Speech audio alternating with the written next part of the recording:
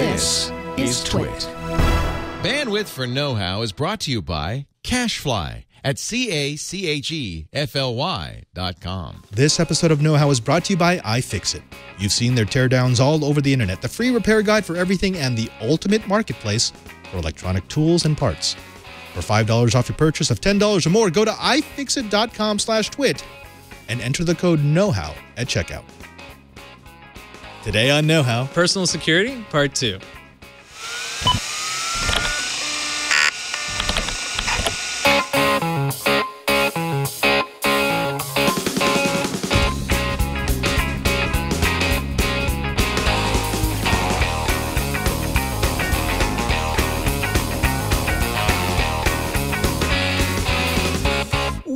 welcome to Know-How. It's a Twitch show where we build, bend, break, and upgrade. I am Father Robert Balliser. I'm Brian Burnett. And joining us today is a special guest. We've got, that's right, the newest member of the Twit crew, Nog, also known as Nathan Olivares Giles. Yeah, just like that. That was pretty good. Just like that. Pretty good.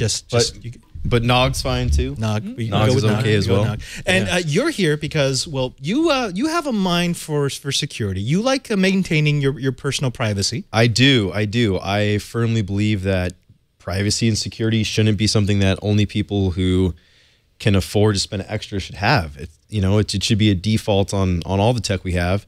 It isn't, unfortunately, but there are a lot of things that we can do to protect ourselves and embrace privacy and security as much as possible. So I'm glad we're going to have this episode. I'm glad to be here taking part. I'll have some stuff to talk about with messaging apps later, but two-factor, all the goodness that we got going on. This is good stuff. Well, that's going to be our focus because last week we had a little maker project. Our people love to put stuff together. So we took a Raspberry Pi 3, we installed Raspbian on it, and we installed a couple of packages that allowed it to be a Tor hotspot. In other words, you plug it in and you're automatically on Tor. If you're connected to that Raspberry Pi, you will automatically be encrypted, which is nice, but people should know that personal security doesn't mean you have to make something. There are so many features that are baked into the products that we use every day that most of us just never even turn on. Not only that, most of us don't even know about. Yeah, I mean, with all the current events and things that are going on right now, the silver lining is that it gives us a chance to kind of deep dive into it and learn how it works, why we should use it, and what are the best solutions for us. Exactly. Yeah, and this is stuff that people should really share with their friends and family as well, because, I think there's an intimidation factor when it comes to all of these things that we're going to talk about. And it can be kind of a pain in the butt at first. You're like, oh, I'm going to have to set up two-factor. I'm going to have to get these little codes. I'm going to have to enter that in every time. But once you get in the routine and once you get used to it, and then you fully understand how valuable and important it is, going back isn't really an option. And I hope that people spread the word. Yeah, and all it takes really is for you to get into, say, like for my thing is going to be two-factor authentication. Yeah, it is a pain probably for the first month. After that, you just go, okay, yeah, I need my mobile phone, or I need one of my pre-made PIN numbers. Yeah, that's going to become the regular way of doing things. And honestly, that should have been the regular way of doing things. We were just really lazy. Yeah, and once you start doing it, it's easy. You just got to get into a routine. But do you want to start on that? Yeah, let's kick it off. So what we're going to be talking about first is two-factor authentication, or actually it's MFA, multi-factor authentication. This is not a new idea. This is something that's been around since any sort of enterprise authentication. And the whole idea is a username and password is not great because most everyone knows one's username. I mean, like, for example, if I'm working at an enterprise, typically my username will be R. Balliser. Well, I can go down the directory list and I can figure out everyone's username from that. So it means I only need to guess their password. Well, passwords can be secure or insecure, but that's still only one thing that someone needs before they can take over your account. What MFA does is it combines the best of breed of security, and that's three things: something I know, something I have, and something I am. That would be the perfect security. So in other words, if I had a system that required a username, a password, a dongle, like something like those RSA keys that has a unique code that changes all the time, and say a fingerprint or a retina scan or a facial scan, then that's about as good as I can get for authentication. I want that. Now, we're not doing three-factor authentication. We're doing two-factor authentication, and we're doing it on a service that almost everybody uses, and that's Google. Right. Even if you're not using Google, it's pretty similar on other other accounts and things. Can Yeah, I assume that both of you are using two-factor authentication? Oh yeah, We have to here at work. yeah. But It's not really an option, but literally everywhere it's available, I have it turned on. Yeah. So basically, that means everything but Amazon, I think. Which weird, right? Yeah, yeah. Like, you start noticing that once you start turning on two-factor authentication, the sites that don't do it, you're like, get with it, man. Yep. Come on. Yep. What are you doing? Or at least, the sites that allow me to use an authenticator that does two-factor authentication, that I'm okay with. Yep. Like if Amazon would allow me to lock it out so that you can't log in directly, you have to use like my Google login, I would actually be okay with that. Yeah, that if they gave you the option, but they don't even do that. No. I mean, even Yahoo, which is notorious for honestly not being as careful with personal user data as they should be, so much so that it's impacted their sale to Verizon. Even they have two-factor authentication, and I pretty much only use it for Flickr and fantasy sports, and even it exists there. So there's really no excuse for a major tech company these days. I'm sorry, I got to hammer this, Amazon. There's no excuse. Bezos, get your stuff together. There's no excuse for them not to be offering that. Yeah. Exactly. And like you said, we're actually relying on you because we want to get the word out. We're techies, and we get hurt when other people's accounts get hacked. That's a bad thing. That allows bad things to happen on the internet. So if you are a techie and you're watching this right now, even if you're saying, wow, this is the easiest thing ever, take the time to maybe recommend this to one of your relatives or one of your friends who doesn't turn on two-factor authentication so they can see how easy it is. Let's go ahead and jump in. Alex, if you go to my screen right now, so what we're going to do is we're going to go to Google. I'm just going to go ahead and sign in. This is a clean account. I'm going to use an account that I've set up for the past for know-how. It's creatively known as Own Me KH. And yeah, you can go ahead and own this. I keep nothing in it, and I change the passwords. But if you could catch me before this actually airs, then That's pretty impressive. Then. good on you. Yeah. Good on you. So I'm going to go ahead and log in on this one. And what it's going to allow me to do is I can now go into my account. So if I click that little icon in the upper right-hand corner and go here, it's going to bring up a menu, and in the menu is Sign In and Security. Now, what you want to do is click on this one that says Signing into Google. There you go. And this is now going to allow me to change my settings. So right now, two-step verification or two-factor authentication is turned off. We're going to turn that on. But first, here's a lesson we learned from our good friend Jason Howell. If you're going to do this, Yes. before you do it, you need to make sure that your recovery email and your recovery phone are actually usable. What Jason did is his recovery phone was actually a Google Voice number. Right. So when he turned on two-factor authentication, it sent the verification to his Google Voice number. But you have to be signed in to He get couldn't access to it. his Google Voice. So don't do that. Make sure it's actually going to some place where you can get it. And It was also, an incredible security catch-22. yeah. It was. But I mean, just don't forward it to a Google thing. When you turn on two-factor authentication, it's going to affect everything that runs through Google's authentication service. So if it's a Google service, you're going to need the verification in order to get in. Make sure that the verification isn't going there. Yep. Does it make sense? Makes sense to me. Okay. So I got my recovery email. It's going to ownme@thetechstop.net. The recovery phone, that's a little different. Okay. So we're going to go ahead and go into two-step verification. And it's going to give you the quick get started. And yes, it's adding an extra layer of security. It's going to have you log in a couple of times. Thankfully, I have mine saved in. Now, I don't care if you use this because this is a burner phone, folks, but I'm going to 707-790-7866. I thought you were going to have me blur this out. No, I'm sorry for whoever gets this number after I'm done with it. Really sorry, but bro, you got to admit from our perspective, it's pretty funny. It's for the sacrifice of knowledge. Yeah. Thank you on behalf of science. Thank you for science and security. So that's the number I'm going to be sending it to. Now, this is going to make sure that it actually works. So, Alex, if you go to my phone, I've already received a verification. Oh, I got to turn that way down that brightness. Wait. Greasy fingers. There we go.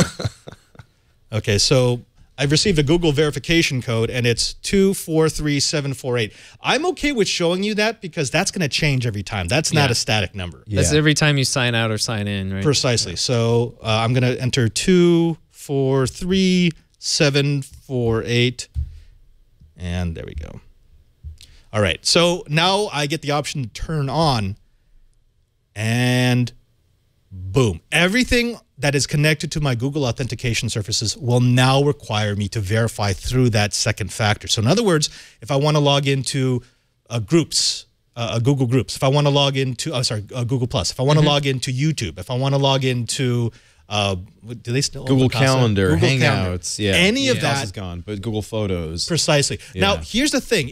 After you log in the first time and you've authenticated that as a trusted device, you won't have to do it again. Right. Because it'll recognize your laptop or your phone or Precisely. Chromebook or I think whatever. you can you tell it, remember this device for 30 days. Yeah. And then it will expire. Because you do want it to eventually expire. And actually, I'm going to show you a way to expire that on a regular basis. Because like, for example, every time I go to a conference, the first thing I do when we finish and I get back to my hotel room or my house, I delete all trusted devices. Yeah. It's just, you just get used to cycling everything out because eventually that pile of trusted devices gets a lot bigger than you want it to be. Yes. Okay. So two-factor authentication is turned on now, which means I'm going to need that verification of this phone every time I want to log in. Now, here's the question I always get from people who are worried about turning on multi-factor authentication, which is, well, what happens if I lose my phone? Or what happens if I'm out of connection? I can't get a signal. Then does that mean I'm locked out? Not necessarily. There's some wonderful options here that you can play with. Now, the first one we want to play with is backup codes. You're going to like this one. So backup codes, what it allows me to do is to actually set up these unique random generated numbers. I can print them or I can save them to a device. There's 10. Every time I click this button, these will always work, but they'll work once. So like they're burner codes. They're burner basically burner codes. codes, Exactly. They're burner codes. Now, here's the cool thing. If I hit get new codes, it deletes the old set. So let's say I lose my set of burner codes. They can't do anything unless they also have my username and password, but I can always do this, and suddenly those codes are invalid. Wow. So that's why I have no problem showing this to the audience, because I'm going to do this again right after we're done. None of these numbers will be valid. But the cool thing is I can have either like on a USB drive, or I could have in a printout in my wallet, or printout in my shoe, wherever I'm going to hide it. And I will always have a way to verify, even if I lose my phone or don't have connectivity. Yeah, just don't get it tattooed on your arm or something like that. Unless you have a way to like delete. Black it out when you're done with them. Yeah. just all the way up and down your arm. So yeah, definitely use the backup codes. It's one of the coolest features, and I'm glad they implemented that, because I don't think Facebook does that. They don't have burner codes. No, unfortunately not. Yeah. There is another thing here, and this works on both iOS and on Android. It's the Authenticator app. So you can download an app for your phone. I have mine right here, Authenticator.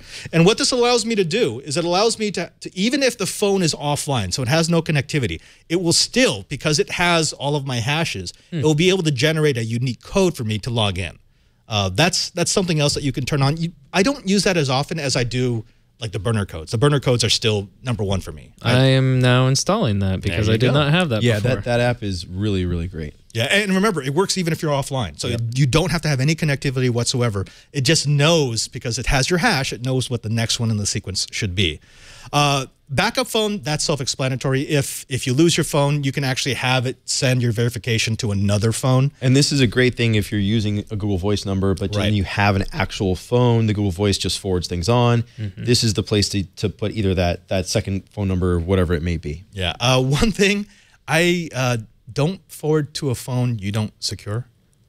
I think that should be self-explanatory, but evidently it was Good not. to say. No, it's there are no stupid questions here. So you should definitely throw that out. My dad was forwarding his backup phone to my mom's phone. I'm like, that's no longer safe then, right? Just saying. What's the problem, Bobby? Mom's phone's not locked at all. Anyone could pick it up. And never mind. All right. And this one I really like. Add security key. So what I can do is I can create a dongle. It's an encrypted dongle. So it's not like someone can copy the data off. But it stores a hash on that key. And when I authenticate, it's going to check for it. Oh, cool. Where do you get the key? It's just a USB drive. Yeah, you can buy them on Amazon. They're like $8. Okay. Yeah. If Amazon supported two-factor, maybe I'd get one. Precisely, right? It's kind of sad. And then the last bit that you're going to want to know is this: devices you trust. So every time I log in with an authenticator, because it doesn't want to annoy me, it's going to say, okay, this laptop is now trusted for that account. This phone is now trusted for that account. Right. We've all been in a place where we've logged in on a computer that's not ours. Yep. And you may have forgotten to log back out. Well, you don't have to. If you hit revoke all, what this will do is it will wipe everything. So everything is now considered an untrusted device, and it will require the authentication once again. Which, by the way, anytime I find suspicious activity, I'll do this, and I won't log in, and I'll just wait. If a verification request shows up on my phone, I know someone else has my credentials. Okay, and then what do you do from there? And then I just change the username and password. Or change the password so they don't even have that part. Well, so we've talked about the two-factor authentication, but this is all with the idea, too, that you might be using a password manager to, long passwords, different password for every site that you go to. And then even if your password manager gets owned, the password that is used for your Google account, you still have to have your phone. They would have to have your phone, your password, and the access to your password manager. And access to get into your phone because your phone's going to be secured too, right? So we're talking layers of security. Yeah, and this is not bulletproof by any means because I can intercept text messages. I have the equipment to do that at home. Right. Especially if I can do something like downgrade them to a 2G connection. Are you talking about a Stingray? That maybe maybe a little stinger. Yeah. if I can do that, then scraping off the text messages is trivial. Yeah. But you're not trying to have bulletproof security. You're trying to have security that's high enough that people go, it's not worth it. Yeah, you don't want to be the low-hanging fruit. Yeah. That's what we should call this. This episode is sponsored by low-hanging fruit.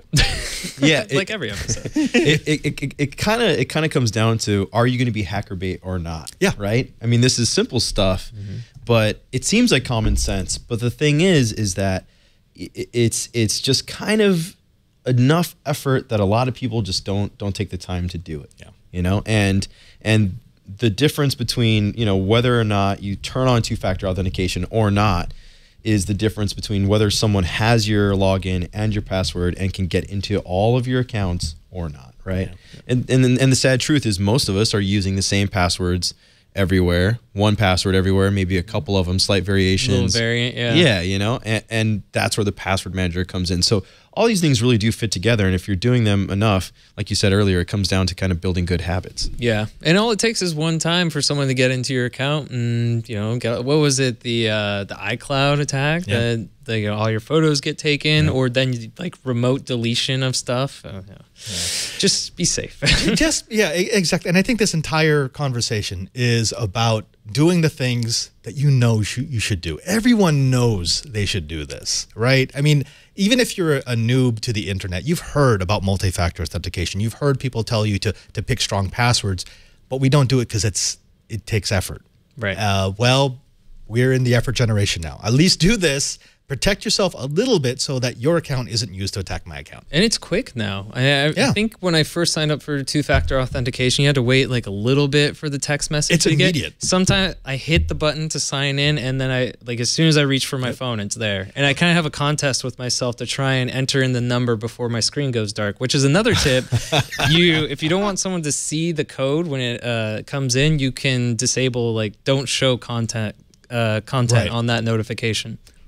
Which is something to think about if you can read someone's phone by just turning it on. If you want to have fun, go to DEF CON and sit in the social engineering village. Oh yeah.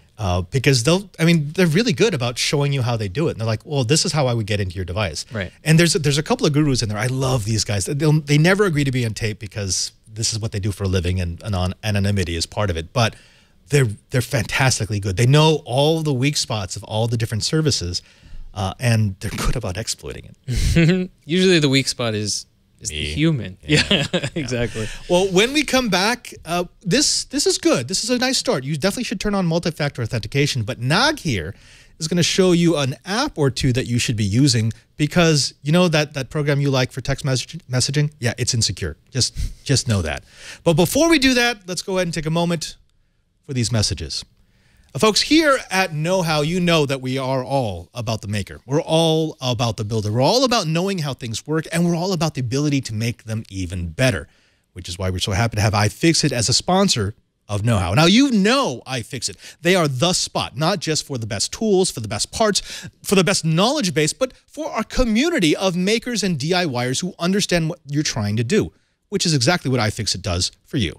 iFixit has more than 22,000 free repair guides, 90,000 troubleshooting solutions, and those good people at iFixit are experts in consumer electronics repair. You've seen their teardowns. They get in there and they design the tools that they want to be able to open up that latest iDevice or that latest Android phone without destroying the surface, without destroying the case.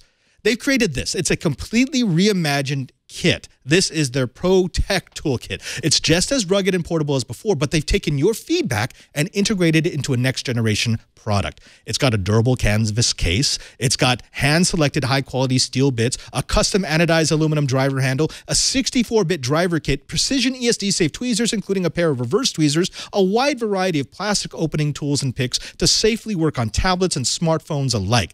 They've also got a suction cup for display assembly removal, which I used when I tore apart Leo's Surface Studio, as well as a metal spudger and iFixit's own rubber-handed Jimmy pry tool. The ProTech Toolkit is the last precision toolkit that you'll ever need, and that's why they've backed it by a lifetime guarantee. If you want the perfect gift, you owe it to yourself to try iFixit. The people at iFixit never stop repairing, and with this toolkit under your belt, you won't either. Head over to ifixit.com/twit and use the code KNOWHOW at checkout to save $5 on your purchase of $10 or more.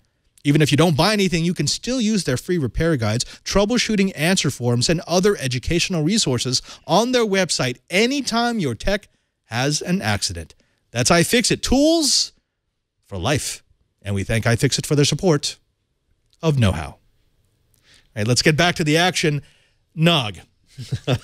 I am a fan of Hangouts. I've been using it for a long time. I know it's one of these products that could have been so good if Google hadn't kept shifting the focus of what it was supposed to be. They would just let it be. Just almost, let it be. Gosh. I need to move away, and I need to use something that's secure because Yes, I know you do. my SMS is not. Hangouts is not secure. No, it's not. Okay, why do you use Hangouts? Probably because it's in Gmail and because all your friends are still using it. They just won't let it die, right? Exactly. Right? Well, Hangouts is like most messaging apps out there. It doesn't offer what's called end-to-end encryption. It does encrypt messages in transit. Now, what that means is that say that we're messaging on Hangouts, when I'm sending you a message on Hangouts, as it's being transmitted over the internet, Google encrypts it then as it's passing through so that if it's intercepted, ideally no one could actually decipher it and then unlock it and see the messages that we're sending back and forth. You know, the really bad mom jokes or something that we're sending back and forth. But once it shows up for either one of us, then it's on Google servers because then it's delivered to us. And at that point, it is not encrypted. It's no longer encrypted. Now, that is not what you want at all. The reason why you don't want that, it's pretty straightforward. Basically, if anyone was able to break into the service provider's servers, they could see all the messages and all the content that we're sharing with one another. Or if the government intercepted stuff or broke into those servers, or just asked a company to give them all of the data, and the tech company might do so, generally without us even knowing whether they do or not, then all of that data and information and all that messages, that stuff would be shared as well. So what you want to look for is what's called end-to-end encryption. And sadly, there's only a few apps that really offer this.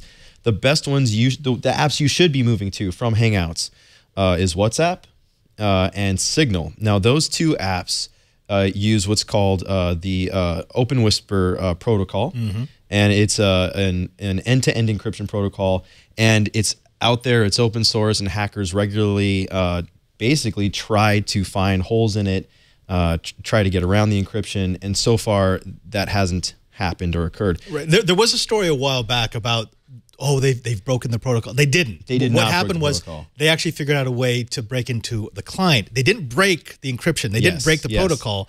But it's like, well, if someone can physically have your laptop, then a lot of your encryption methods kind of fall away. Exactly. And that's an important distinction to make. This is considered basically the gold standard of end-to-end encryption.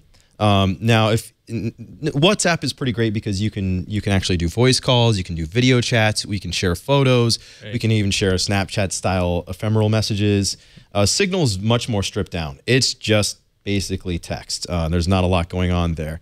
But those are the two best choices you can make. Another option if you are an iPhone user, is iMessage. Now, Apple has its own encryption technology. It is end-to-end, but they don't basically let the world else play. see their technology and poke holes in it. So a lot of security experts who I've spoken with over the last few years about this, because it's something I've reported on a ton, really question whether or not it is as good as what WhatsApp and Signal are using. Well, it's security through obscurity. Exactly. We think they've done a good job, but because they're not letting anyone else speak at the code, really know. Right. It could be absolutely horrible, and it's just the fact that it's only on iOS devices that it works well. Yeah. Versus Signal and WhatsApp, which is anyone can kick the tires. You can look at how they wrote it, and if you can figure out how to break the algorithms that they're using for the encryption, then you should take it upon yourself to report it back to them so that they can fix it. Exactly. There's nothing like that in the iOS side. Exactly.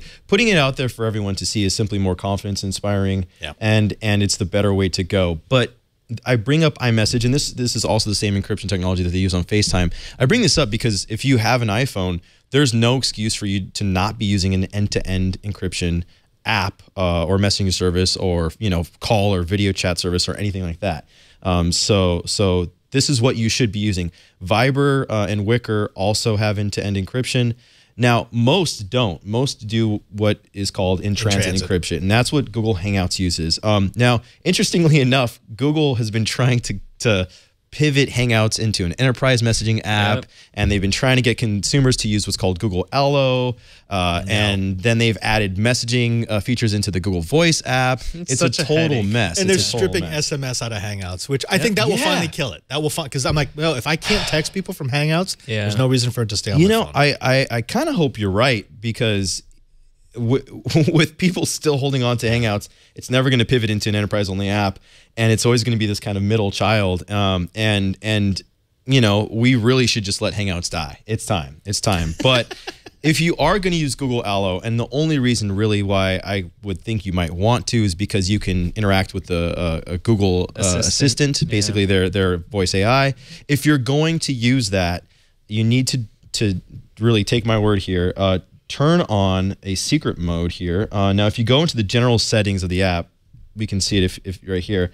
There is an incognito chat mode, and basically you just go into the general settings. What is the right way to hold it there? Yeah, look a little further. There we go. Yeah, and you basically just see these little radio buttons here, and then you just hit the switch for incognito chat. And then you will have end-to-end encryption on specific chats. It won't be on all your conversations, but I can start an incognito chat with my friends.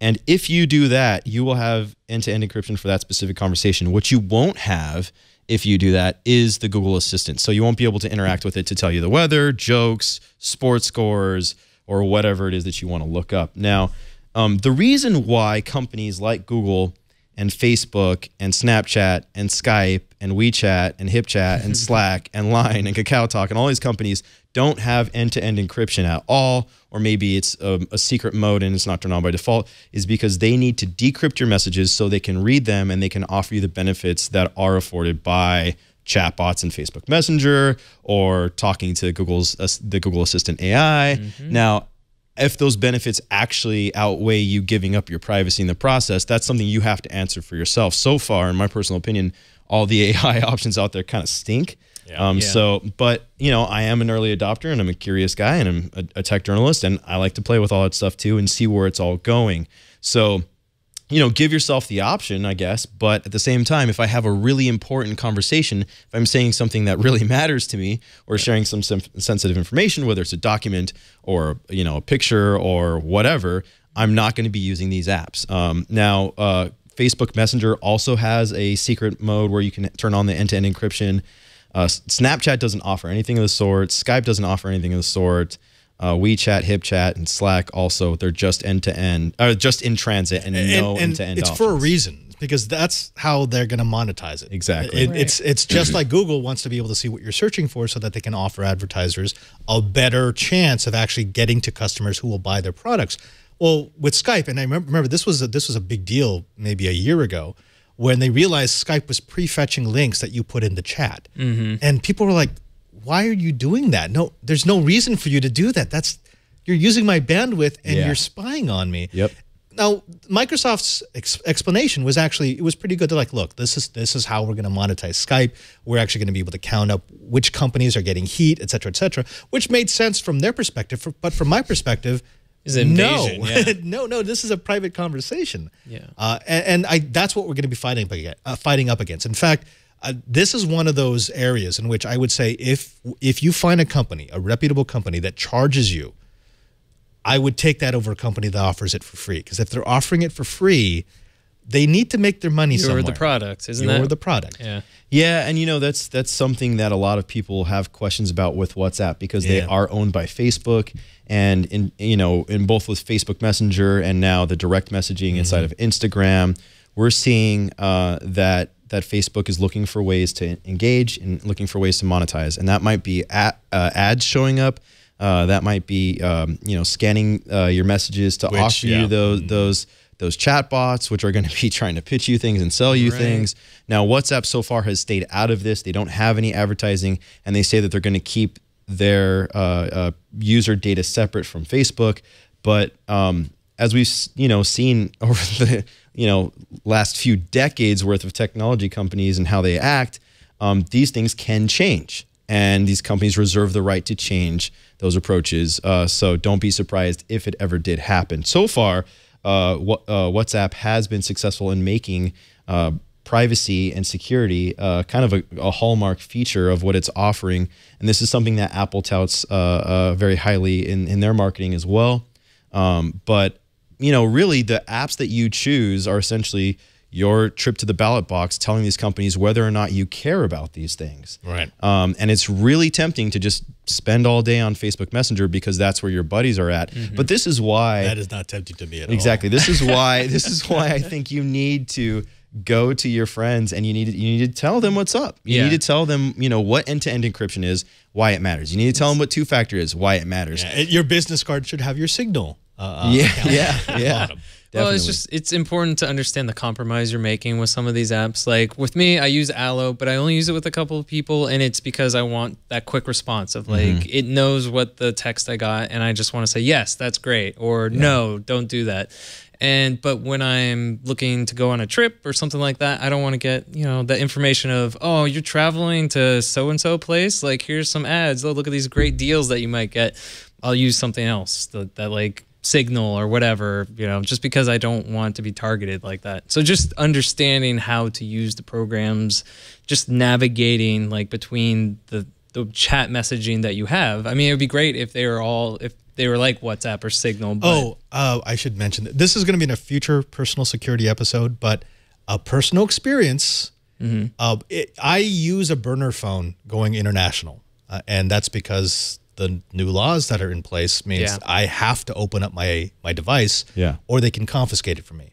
But you can't just take a brand new phone and take it across the border because they'll look at it, they'll go, "This is not your phone." So you've got to make it look like you use it. Also, and one of the apps that absolutely draws their attention is Signal or WhatsApp. If they see that on there, they will demand you log into your account, which it's annoying. So I'm not saying to do anything illegal here, but if you are going to be doing the burner phone technique, what you need to do is have a couple of accounts like Hangouts that are loaded up and have a few conversations just so that it looks like there's been some motion on it. And that way you can give it something to them and they'll be happy. And then because a clean slate is also a red flag. It's super. I just bought this phone. It's 2 years old. I had it loaded up on an old Samsung Galaxy S3, and I gave it to him, and like he spent 3 minutes on it. He goes, "Where's your real phone?" Oh wow! And I was like, I don't have it with me. He goes, "No, where's the phone you normally use?" I'm like, "I didn't bring that with me." Yeah. He goes, "Why didn't you bring it with me?" Because you were going to do this. Yeah. Man, and he goes, scary. "You realize I could detain you for questioning?" I'm like, "It's happened before. Go ahead, man." Yeah. It's sad that we have to think like that and be that paranoid, but that's just the reality of what's going on. Yeah. Well, they say, do you know why I stopped you? And I'll say, it's because I'm brown. I said that. It didn't work for didn't me, work? though. No. Yeah, I just got me in more They trouble. they don't I like wonder that. why. They I wonder really why. don't like that. There are two more apps that I want to mention. BitTorrent Bleep is a really interesting option, and what it does is it relies on basically peer-to-peer messaging. If both people are online, it will basically create an encrypted tunnel between those two devices. It sends a message, so there's no servers and thus there's no end-to-end encryption necessary. What if they're not online, though? If they're not online, what it actually does is it creates a unique set of randomly generated encrypted keys, and it will keep the message private until that person comes online.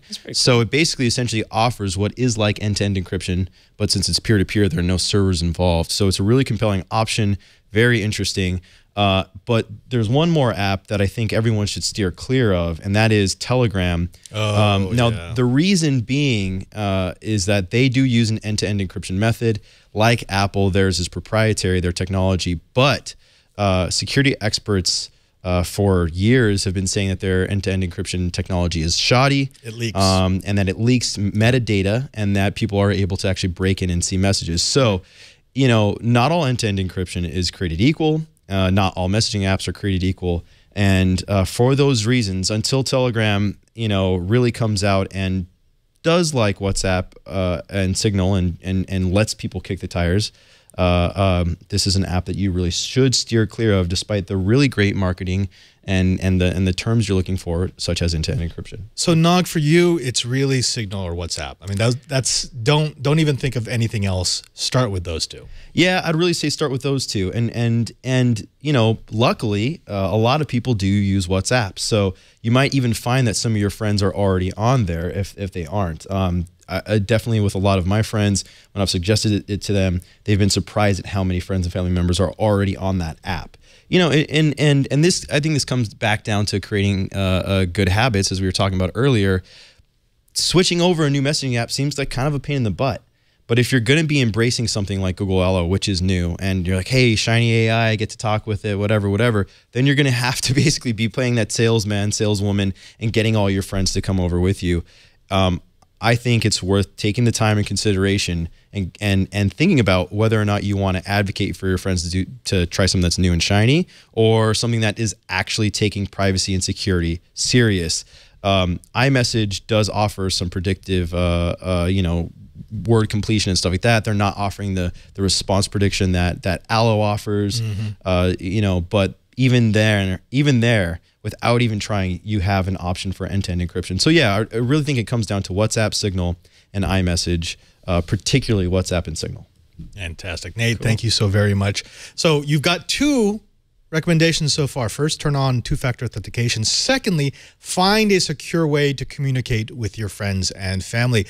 Next up, Brian, you want to talk to us about Tor. Now, we covered Tor last week. Tor, but it was hardware. It was hardware, and so say you don't have a Raspberry Pi, but you want to play with Tor, see how it would work with some of the sites that you might visit, see what some of the compromises might be, but without having, you know, the hill to climb, or, you know, the obstacles to overcome to build your own Raspberry Pi Tor. Well, we're going to be getting to that in just a second, but first, these messages. Previously on Twit. Mozzaleo. Oh, mozzaleo. Apple is never going to do a mozza cracker filter. It would be too undignified. Tech News Today. Google's artificial intelligence is going to make you the Picasso of clip art. When using the AutoDraw tool, Google's AI will analyze the image being drawn with every stroke that you add and update a series of thumbnail images up at the top that it thinks match the item that's being sketched. It's a dog. It's a dog, hippopotamus. like I said. Oh, hippo. Of course it's a hippo. But they doesn't know it's a hippo, so it's not a good hippo. The new screensavers. Today, you're going to be making pancakes. I am? With the pancake bot. Pancake bot, pancake bot, pancake bot. The prototype was originally made out of Legos. 99% Legos and 1% ketchup bottles. Twit. It's what's for dinner. You know, this week Google announced that they've developed AI that can sketch like a human being. So I think that might be the next step, that you get, you know, some AI in here and just see what happens. Pancake bot. Hey, pancake bot, draw a dinosaur pancake. Oh man, can it do that? Is it moving? No. Oh, you guys got version 2.0. Sorry. Oh no. Yeah. Welcome back. We're talking personal security with our panel of DIYers and makers. And now it's Cranky Hippo's turn. Cranky Hippo, you've got an easy way for people to play with Tor without actually having to build anything. Now, this is important because in our Google Plus group, there was a user who asked why he wouldn't just use a Tor browser plugin. I told him the reason is because if you use something like the Raspberry Pi 3 that we made last week, it encrypts all the traffic coming from your computer. It's in its entirety. A Tor plugin will only encrypt the traffic from that browser session, but it's still a really good way to make sure that you're anonymous. Right. It's a great way to make sure you're anonymous, and it works exactly. And it works on different platforms. So if you go to the torproject.org, you can download a version for Windows, for Mac, and for Linux. And they also make an Android app. But if you go to my laptop, Al, so if you go to the website, super easy to just download the browser. It's built off of Firefox, so it's going to look really familiar once you do boot it up. And actually, let me say really quick, Alex, if you go to my computer, you'll see I have the Wireshark tap set up again. So I'm using that Shark tap that we used last week to tap our Raspberry Pi. This is all the traffic coming from Brian's computer right now. And as you can see, the same test we did last week, if I look for DNS entries, it's going to show me, yeah, I can see everything. So even if he's encrypted end to end, I can still see the metadata. I can see what sites his sessions are calling. And down here, like for example, this is cloudfront.net because it does the decryption. We don't want that. That's leaking out right now. Supposedly, once you start this up, my tap should no longer be able to read that. Exactly, because like we had talked about with on the last show with HTTPS, it's encrypted. The transmission's encrypted, but the destination isn't. So people could still see what sites I'm visiting. But so I guess I'll close out of Chrome. I'll lose my show notes. Oh, yeah, by the way, if you are tapping the test, you can't have anything else running because the other stuff will still be generating regular traffic. But yeah, once you've downloaded the Tor, it's just an exe file. I guess I don't need to really show you that. But once you've installed it, you'll get an icon, load it up, works just like any other browser. It takes a moment to connect to the network. You can also fiddle with the settings, but it'll work right off the start. And so if you look at it, it looks just like Firefox. It comes with NoScript already installed, which is a plugin that is good. Yes, stops any JavaScript or anything Flash from loading right away. We talked about this yesterday, which is Tor can encrypt your session. It can encrypt the transit. However, if your browser is still reporting who you are, or if your browser is susceptible to scripts that can query for cookies, then you've basically undone all the protection that you just created. Exactly. I know Steve Gibson has always, whenever he goes on the internet, it's just NoScript is always on. And then also the little spot next to it will show you what Tor nodes that you're connected to on your session. But even just the homepage, you can test the Tor network to make sure that it's working correctly. And so when you go to that page, congratulations, your browser is configured to use for Tor. It gives you a little IP address. And then also I can go up to here now and it'll show me I'm connected France, Hungary, Netherlands. Those are the different nodes that I'm going through. And just for giggles, I'm going to go ahead and start up my packet capture again. And it's going to be able, let's set it clear fill. Or I could shut down the program. Yeah. You'll never. I could just crash the program, and that will work really well. Okay, so I am capturing traffic. So as you can see, just as before, I'm picking up all the packets from your computer and your browsing session. However, let's do the same test, DNS, and if I look for DNS, give it a second. It's searching through all my packets. Boom, nothing. Right. Which is what we want because it means not only is your transit encrypted, but I can't tell where you're going to. Right. And if you go back to my screen, you can see I'm back on twit.tv. Like I was just on there through Chrome and you could definitely see where I was going on the through your tab. Right. But one of the compromises of using the Tor just in general is that it's going to be a little bit slower and there's going to be sites that you go to that don't work. And because I'm going through so many different nodes, like if I go to Amazon, if I try to go to Amazon.com or something, it might default to France. So it might be Amazon.f. Which there is Amazon in France. So there might be, websites that you go to that don't You load did a properly speed test before we started. What were you getting? It was I couldn't get a speed test to work through Tor. Yeah. I mean, when I was just doing it through Chrome, it was like 170 down, like 200 up, which was pretty awesome. But on Tor, it wouldn't even work when I went to the same website to try and do the speed test. I mean, it's acceptable, but I'm not... don't torrent through Tor because you're just being a jerk if you're doing that, and it won't work. But also, if you're using Tor, don't be signing into stuff like that. Don't be opening documents that you Netflix, download. No YouTube, because that just defeats the purpose. Yeah. That's basically broadcasting where you're going, what you've done. Yeah, and not only that, we talked about this last week. It's being responsible. You are using an infrastructure that's been created by your fellow citizens on the internet because they understand the importance of privacy. If you are that guy who is now using up 1,000 times more bandwidth than everybody else, I don't want to create a network for you. I don't want you on my network. Be responsible with how you use it, and that is anytime you're transmitting sensitive data, you should be going through Tor. However, there are other times where you can use things like a public VPN. I can use a proxy, things that I don't necessarily need to encrypt and anonymize my location. I can use other solutions. We tried to make this clear last week, and unfortunately I saw in the comments maybe that didn't get through. This is not a silver bullet. There is no silver bullet for security. Hopefully you've gotten that from this panel. Turn on two-factor authentication, use a secure messaging app, use Tor when necessary, but it's on you to learn when you use these different tools because every situation will demand a different way of dealing with it. Right, and there's a compromise to each of them. With two-factor, it's the inconvenience of having to have your device with you and wait for a text message to be able to sign in. But I mean, what's the alternative is that there's easier access for not just you, but for other people to try and get into your account. And so with the Tor browser, versus the Raspberry Pi project we did, it's much easier for someone to just download the browser, play around with it, use it, get familiar with it. And also there is, the Android option, which I played with, called Orbots, which actually works pretty well too. Orbot? Like Orbot. Mighty Orbot from my childhood? What's the Mighty Orbot? The Mighty Orbot. It was They had cartoons when you were a kid? It was a wannabe Voltron. Wow.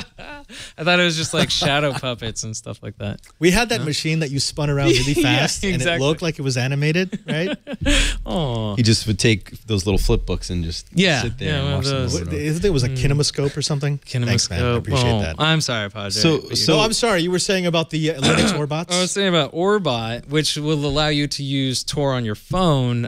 You can also install, you could use it through Chrome. I mean, when I was using on my phone, but it didn't seem to work that well. So I downloaded Fox, which is pretty much the same as Firefox on your phone, but just with it also has no script, and I think it's, what is it called? HTTPS everywhere is built into that browser, and that worked really great too. It was actually a little quicker on my phone than what I was using on my laptop. So, and you can specify if you want to use it with certain apps. I didn't test it out, so I don't know exactly how well it works, but you can drill down and say, like, I want to use Tor when I'm on Instagram or whatever. Actually, we will be doing that probably in Networking 103, because we did have a question in the groups about, well, if I had a network managed switch, could I have like the Raspberry Pi Tor connected and then only send certain types of traffic through it? And that's absolutely possible. Like I can set policy on my switch at home because I have an enterprise class, InterSys D2 switch, so that like any DNS requests automatically go to the port that the Raspberry Pi Tor is connected to. That's smart. You do need a little higher end equipment. You can't do that on a dumb switch or even like a smart switch. You actually do need a managed switch, but we'll be able to show you how to do that. So ultimately, what you can do if you've got a capable enough network is have policies that will automatically direct, like Xbox traffic gets the fastest connection Straight possible. to the internet. Because I don't care if people know where I am, and also I need little lag. Anything that's email, that goes through, that's encrypted all the way. And you can start setting those policies, and like I said, it allows you to have the best possible security without having to think every situation through every time you do it. Yeah, and so as far as my part of this project, that's all I can think of. I mean, use it wisely. Use multiple forms of security. Like as far as like wrapping up this whole episode, don't just rely on one thing. Like I'm just gonna browse on Tor, but I'm not gonna use multi-factor authentication. Nope. It's really kind of a package. It's almost like I hate to use this phrase, but it's almost like a lifestyle choice. Like you really have to think about this end to end for your life and all the different things that you're doing. I do have a couple questions though. So there is no like Tor browser or Tor option built for iOS, correct? No, there isn't. Just Android. And my assumption is that's because Android's a lot closer to Linux than iOS, and it's probably a lot more restricted to try and build a Tor similar. There might be something similar for iOS, but to get Tor on like an iOS store might be a little bit more difficult. Might be a little tougher. I do know Firefox Focus is out there and does offer some private browsing. But I just wonder, what do you guys think of Firefox Focus? Is that maybe something people should consider if they're on an iPhone and want some private browsing while also blocking some trackers?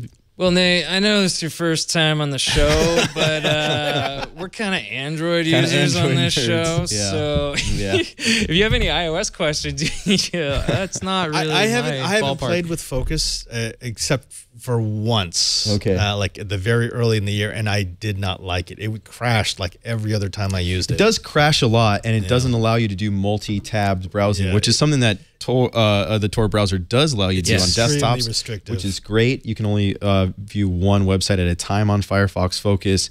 I need to play with it a little bit more, but it's definitely something that I think iOS users like me, who I do use Android phones, but my default is an iPhone, should definitely check out. And also, I did the same test where I ran it through a tab. So I had it connected to an AP that was running through my tab. Oh, nice. And it was encrypted, and then suddenly the tunnel broke. Oh. And did it warn you? But no, it just kept going. So it went to clear. So it allowed you to keep browsing? Yeah, and I'm like, and then that's no bueno. That's why when we built the Raspberry Pi Tor last week, we set it up so that if the tunnel breaks, it stops until it can reestablish it. I don't know if it was the way that the demo unit I was playing with was set up, but when the encryption broke, it just said, I guess I'm just going to go over just going to keep connection going now. Yay! Not good. No, that wasn't. Well, what other things should people who are using the Tor browser look out for? Those folks who are giving this a shot for the first time. I mean, there are going to be, like you said, some websites that you visit that just won't work because they're dependent on JavaScript or plugins that are leaky and will identify you, right? Right. I mean, things to avoid are probably streaming sites, like anything that's pushing a lot of bandwidth to like Netflix, YouTube. Like, it's not great for that. If you just want to anonymously, it's been a long day. Go on Reddit or Skyscanner or something like that to search flights and stuff. That's like a great idea for that. But like Flash videos is a no. All sorts of stuff like that. Right? No, as soon as you start enabling browser plugins or you disable NoScript, then you basically are compromising yourself to the point where it's like it's the same thing as like logging into your Google account through Tor. Well, okay, but Google knows it's you now, and now they have proof that you're going through a Tor network. Great. Just don't do that. If you are identifying yourself on the other side of the connection, then why are you going through an anonymous encrypted connection? Right, because silly. That's the difference that we've been talking about with HTTPS and Tor, is that your traffic is encrypted on HTTPS, but people can figure out where you're going and where you're coming from. So using both in conjunction, encrypted and they don't know where you're going. So. Well, gentlemen, this was fun. This was a good episode of personal security. Hopefully, that's a lot of very useful tips for you to take home. And remember, we want you to share it with your friends and your family, especially those who are maybe a little less tech savvy, maybe who are, as you mentioned, just kind of overwhelmed. They know they should be more secure, but they don't know how. 3 super easy ways for you to be more secure. Oh man, we should have done the mom test though. Like, I feel like I could get my mom to do 2-factor. I would not tell my mom to use Tor for anything. No way. But what about you guys? What would you recommend for your parents? I would definitely turn on. I've already turned on 2-factor authentication for my parents. But your dad was sending the messages to your mom's phone. But okay, baby steps. Baby steps. I don't know if I could get them to use Signal though, because both my mom and my dad, they think Facebook Messenger is texting. And I've been saying, stop that. Yeah. So are they?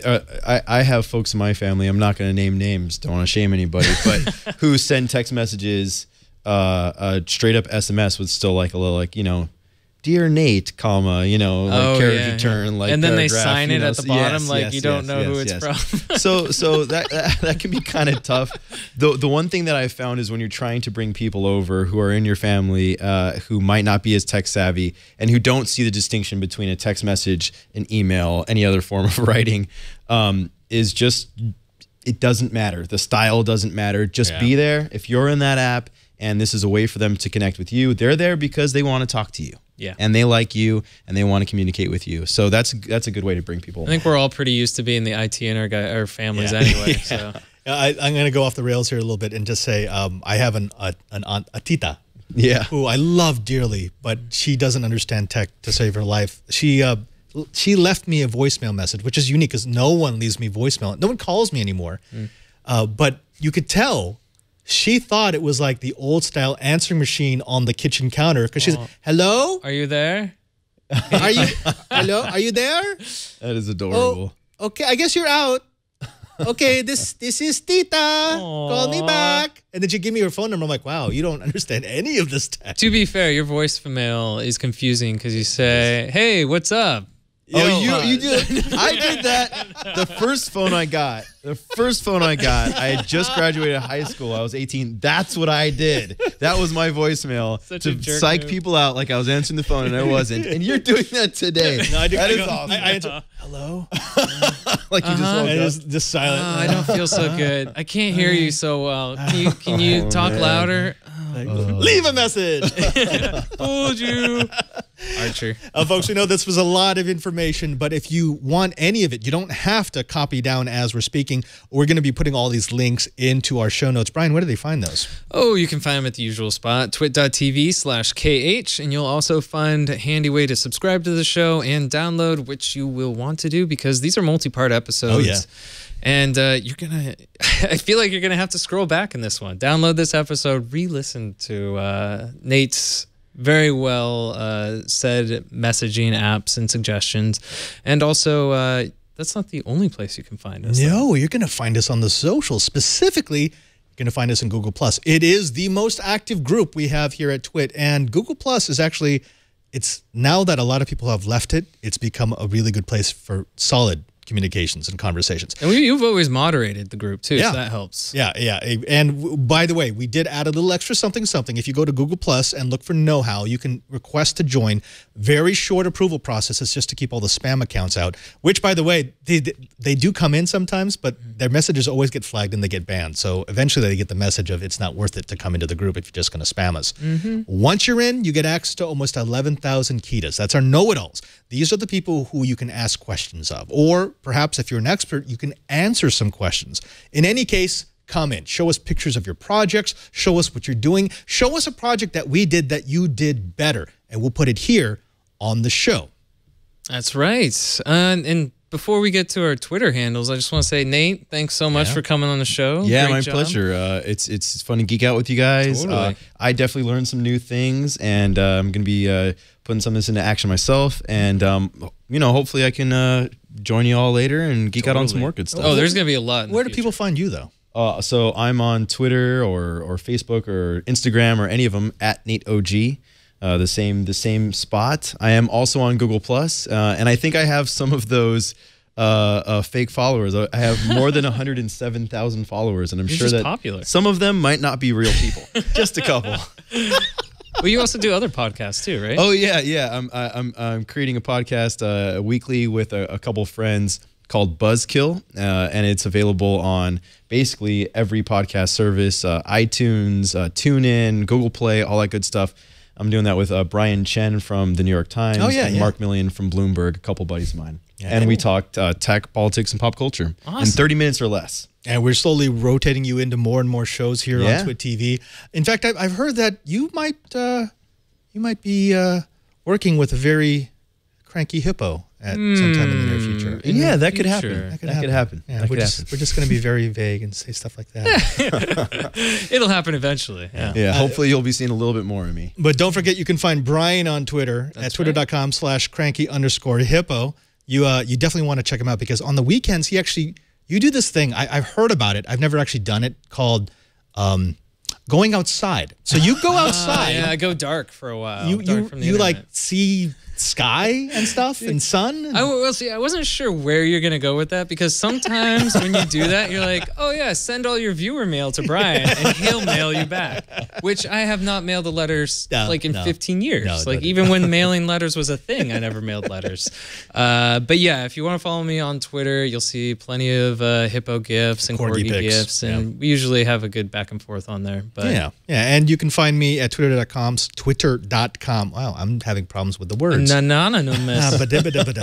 But find me at twitter.com/PadreSJ. There you'll be able to find what I'm doing when I'm not at the Twit TV studios. Oh, and by the way, we do have one more member of our crew. This is the fourth member of the crew? He's a fourth member of the crew right now. He's been working hard because we're working late tonight. And you know what? So let's just keep talking. I've realized the longer I talk, the more upset he gets. I can see him back there. He's just getting more and more irritated. But folks, you're going to be able to find him. By the way, we call him Al. No, Al. Brian calls me Al. I call him Al. Nobody else can get away with that. Wait. What is it? I'm not even trying it. How do you pronounce it? Pronounced Alex. Thank you. But you're going to find him at twitter.com/ANELF3. Follow him, and he'll probably share a scotch with you. It's true. Yeah. Please don't. Until next time, I am Father Robert Ballos here. And I'm Brian Burnett. And now that you know how, go tour it. Go tour it up. I think that's what I said on the last one. That's what you said on the last one.